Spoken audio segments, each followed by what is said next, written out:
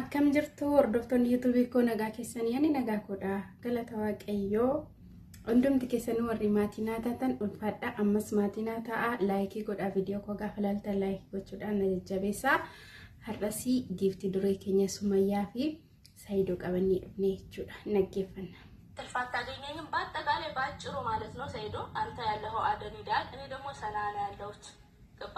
እኔ ለነሐዋ ራሷን ነገርኳቸውም ለማንም አበሻ አልናገር ብለውን በእኔ ምክንያት እዛዝ እንዲባባሉ ስለማልፈልግ ማለት ነው አልነግራቸውም። እውነት ለመናገር አደን ይሞቃል፣ ሰና ደግሞ ይበርዳል። አሁን በጣም ይበርዳል። እንደውም ሁለት ቀን ማለት ነው ልጆችን የሚያክል የሚደርስ ምንም ነገር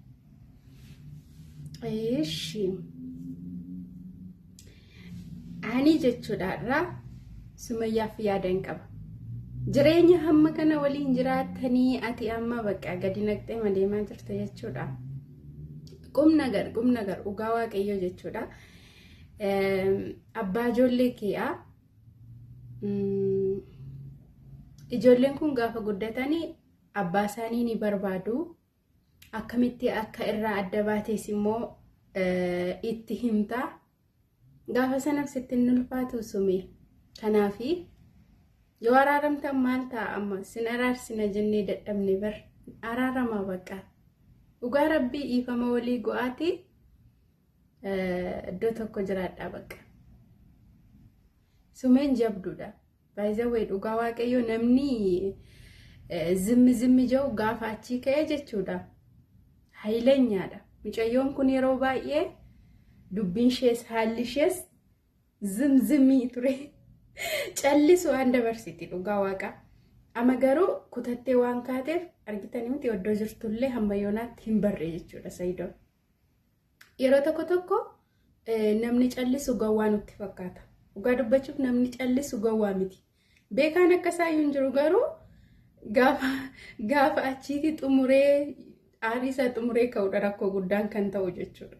Sanaafi Sumeen ammaattu nan argitu.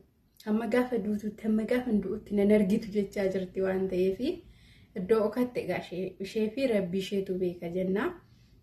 Dhugaa Rabbi garuu akka nama tokkotti ijoolleen keessan abbaa malee haadha malee akka hin guddanneef iddoo tokkotti ijoollee keessan guddifadhaa. Amma ijoolleen keessan immoo gaafa isin adda baatan maal isinirraa baratu? Namni heerumee wal fuudhee wal jaalate warraa adda ba'u kana barsiisaa jirtu. Ani garuu akka gootti Sumee keenya ati beektuudha, dubartiidha. Dubartiin immoo jabduudha. Gaa'ela ishee irratti dubartiidha kan jabaatee qabatee dhaabbatu jechuudha. Sanaaf dogoggora Saayidoo biifama gootee fi ijoollee isaas utuu itti agarsiistee atis immoo isatti utuu mul'atte baay'ee nutti tola dhugaa Rabbii. Dhugaa Rabbii. Magaaluma sana keessa Yemenuma keessa teesseetudha kan isheen amma kana jalaa okatte. Dhugaa Rabbii baay'ee nama azansiisu. Lamaan isaaniiyyuu baay'ee nama isa kanaaf dubbanne isa kanaaf dhiibna namni jennu hin jiru. Sumeen iddoo kanatti miidhamteetti. Saayidoonis immoo miidhameera. Baqa piraankii godhee noormaaliidha piraankii godhe dhugaa Rabbii. Ayyuun keenya immoo muxxunni jette baqa maal goonaree. Naganaafi isheetti immoo qaba ture.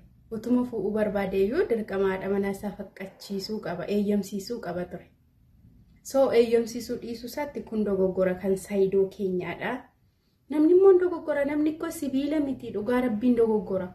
Nama immoo dogoggora isaa tokko bichaa ilaalleetu takkaamaan of keessaa bilook goonee baasna yoo ta'e wanta akkasii hin ta'u jedhee yaadaani. Dogoggora kana malee immoo Saayidoo waan sitti balleessi hin qabu. Akka miidiyaa irratti argaa jirrutti waggoota baay'eedha isinii kan waliin hojjettanii. Kanaaf Sumayyaa keenya bakka ijoollee isaa agarsiisii walitti deebi'a please. Isin gaa bakka qobaa jiraachuun isin gaa ijoollee keessan bakkeetti facaasuun dhugaa Rabbii yeroo amma kana ijoolleen keessan abbaa fi haadharraa akkas gargar bahanii jiraatanii hin beekan kana dura. Amma yoonatti garuu gargar facaastanii jirtu. Yeroon akkasiniin jiru isheen mucaa ijoollee ishee qabattee oddoo jirti inni immoo qobaa isaasi. Ijoolleen ikkoo abbaa fi haati yaadaan qaamaan bira yoo ta'anii sammuun isaaniillee sirriitti dhugaa Rabbii hin guddata jechuudha. Maalat abbaan koo eessa haati koo eessa jirti jedhanii yaadanii duubatti hin deebi'an. Ijoolleen akkuma abbaan guddifateetti akan guddattu jechuudha. Sanaaf iddoo tokkotti deebi'aa ijoollee keessan guddifadhaa isiniin jennaa. Rabbi immoo tokko iddoo tokkotti isinaa deebisu. Ugaa rabbi iddoo tokkotti isinaa deebisu. ሌላም ልጆቼን አንተ ለምትሰጠኝ ብዬ ልጆቼን ይዤ መቼም እንደሞኝ ተንቀርፌ አልመጣም። ምክንያቱም እንነጋገር ነይና አንስማማለን የምትለው ብመጣ አንቺ ካልፈለግሽ ከኔ ጋር መኖር ካልፈለግሽ ልጆችን ይዤ ለልጆችሽ እንዴት እንደምት አኔሌ አከስመንጃ ወቱ ወሊ ገልተኒ ወልፋነ ወጀተኒ ባየኑት ይቶላ በቃ እንጋ ብቸኝነቴ እንጋ ቆባን በቃ ስሜ ኬኛ ኡጋ ረቢኑንሌ ሐላልመት ነው አጀስተኒ tokko ta'a bakka iddoo tokkotti deebi'a bakka ijoollee keessan guddifadha akkuma Sayidoonii kottu deebi'i gara manaatti waliin dubbannaa yoo nafaana jiraachuu baattillee rakkoon qabu akkuma siin jee ugaa rabbii iddoo tokkotti deemaati waliin jiraachuu baattanillee ijoollee keessan tokko ta'aati guddifadha ati ijoollee kee qabattee biyya biraa deemtee biyya biraatti ijoollee kee guddisiin innis isinirraa addan bayin ijoollee isaarraa addan bayin akka yaada keenyaatti akka yaada hordoftootaatti akkasidha jedhee yaadaan akka yaada kootti akkasidha. Ana kana fakkaata yaanni koo har'aa guddaa galatooma like subscribe godha Oromoo like na tuqa subscribe na go'a warri Sayidoo fi Sumee jaallattani sirriitti warri jaallattan comment na godha like na godha ani sirriitti hin jaalladha dhugaa rabbi ijoollee kana akka san adda bahan hin barbaadu surumaayyuu maal akka ta'e hin beeku dhugaa rabbi akka san adda bahan hin barbaadu wal biraa bareedu jechuudha ayyuun inda'um araarsuu qabda iddoo kanatti Sayidoo fi Sumayyaa araarsuu qabda. Ndaawum sidha kan dubbii kana nutti kaase. Kan akkasitti nu boosisaa jiru. So araarsi atis ayyuu keenya.